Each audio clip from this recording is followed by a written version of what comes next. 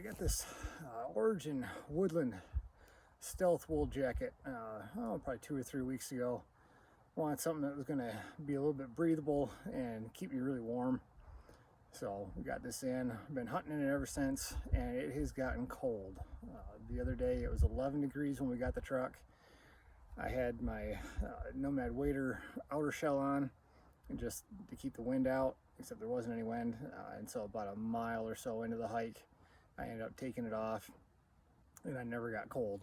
If you've ever seen the inside of these, they've got kind of their, I think it's their Tetralock, and then if you go on even farther, let's see if I can find it.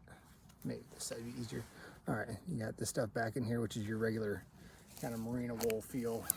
It's pretty soft, although the arms initially did feel a little bit scratchy. I'm not used to having that on my bare skin.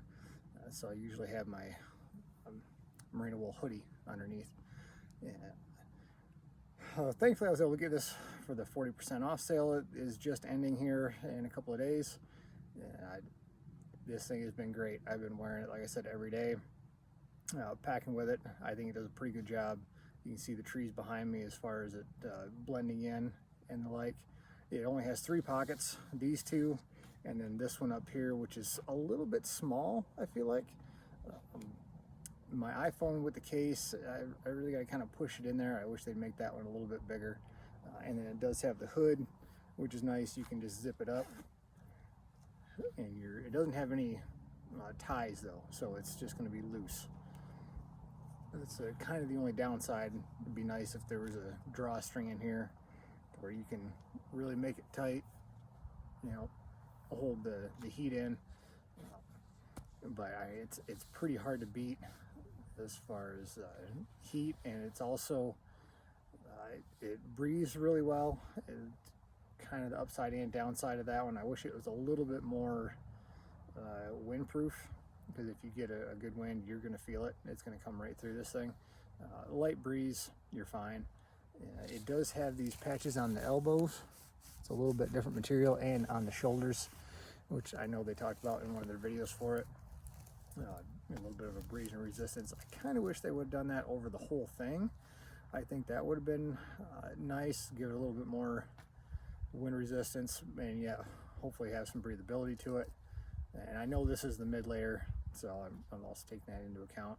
And the brushed look actually blends in fairly decent with like sage, where I hunt out here. So there's that kind of offsets it. And I'm trying to think, if you've ever seen this up close, so it's, like I said, it's not a real tight knit so that it can breathe. The only downside, let me see if I can find any of these. Oh, I don't see any of those little plants with seeds on them.